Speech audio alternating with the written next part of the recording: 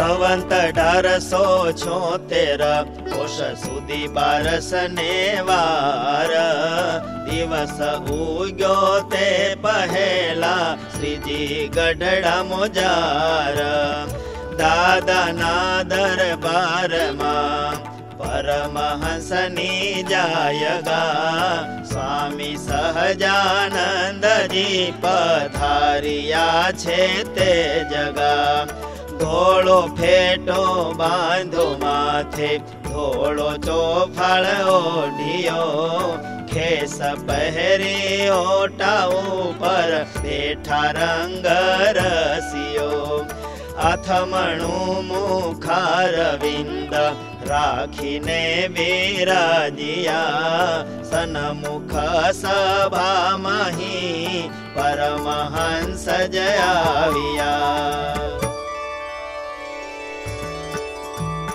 અર્ધ ઘડી નાસિકા સામું જોય રે પછી બોલ્યા શ્રીજી પ્રભુરાય રે ભગવાન ભજવાની સર્વેને રે ઈચ્છા છે પણ ફેર સમજણે રે માટે જે આવી સમજણ ધારે રે તેના હૃદયમાં સર્વ પ્રકારે રે પ્રભુ નિવાસ કરી રહેવાય રે ભક્ત એમ જે સમજતો હોય રે પૃથ્વી જેની રાખી તે સ્થિર રહી રે વળી જેની ડોલાવી ડોલે તે રે તારા મંડળ અધર જે દિશે રે જેના વરસાવા મેઘ વરસે રે જેની આજ્ઞાએ કરી સૂર્ય સોમ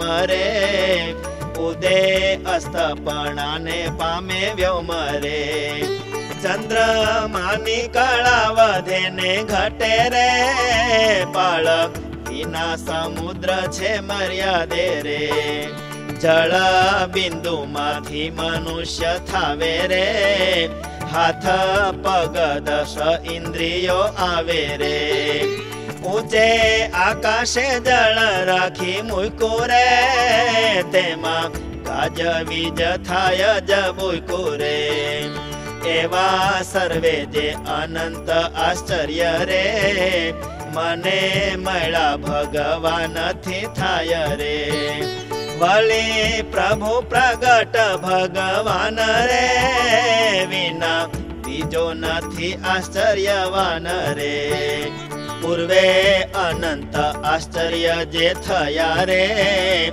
આગે થશે હમણાં થઈ રહ્યા રે સર્વે મને મળ્યા જે પ્રગટ રે હરિ વતેજ થાય તે અમટ રે કોઈ મારી ઉપર ધૂળ નાખો રે ચાહે ગમે તે અપમાન બાખો રે ચાહે કોઈ હાથી પર બેસાડે રે કાન કાપીને બેસાડે ગધડે રે તેમાં મારે વરતે સમભાવ રે પોતે એમ જ સમજતો હોય રે યુવા વૃદ્ધ રૂપ કુરૂપ નારી રે તેમાં તુલ્ય ભાવને રહે ધારી રે સુવર્ણ નો ઢગલો કાતો પાણા રે બેય જેણે સમાનપણે દણા રે શુભ ગુણ જ્ઞાન ને ભક્તિ જેને રે હરિ વાસ કરે હૃદય તેને રે પછી ભક્ત ભગવાન પ્રતાપ રે પામે અનંત ઐશ્વર્ય ને અપરે જીવ અનંત નો કરે ઉદ્ધાર રે એવી સામર્થ્ય ભક્ત ધરનાર રે તોય અનંત જીવન જે માન રે અપમાન સહન કરી જાણ રે એયા મોટી સામર્થ્ય તેમાં રહી રે સમર્થ તોય જરણ હવી રે એવું બીજા કોઈથી નવ થાય રે, કરે ઝરણા તે મોટા જણાય રે. એના નેત્રમાં પ્રભુ છે જોનારા રે, જીવ પ્રાણી બ્રહ્માંડે દેખનારા રે. તેના નેત્રને પ્રકાશ કરવા રે, ભક્ત સમર્થ થાય છે તે જેવા રે. વળી એના પગમાં ચાલનારા રે, ભગવાન રહ્યા છે અતિ ન્યારા રે.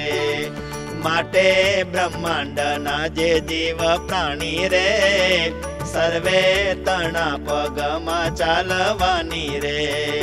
શક્તિ પોષણ કરવાને અર્થ રે, ભક્ત થાય તે અતિ સમર્થ રે. એમાં સંતની સર્વે જે ઇન્દ્રિય રે, તેમાં ભગવાન નિવાસ હોય રે.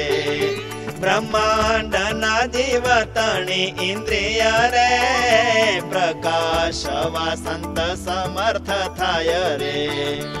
એવા સંત જગતના આધાર રે, અપમાન તુચ્છનું સહેનાર રે.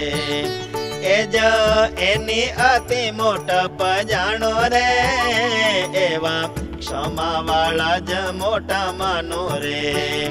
આંખો કાઢી ગરીબ બીવરાવે રે, મન જાણે હું મોટો થયો હવે રે. પણ એ તો મોટો ન કહેવાય રે, સિદ્ધિ દેખાડી લોકોને ડરાવે રે.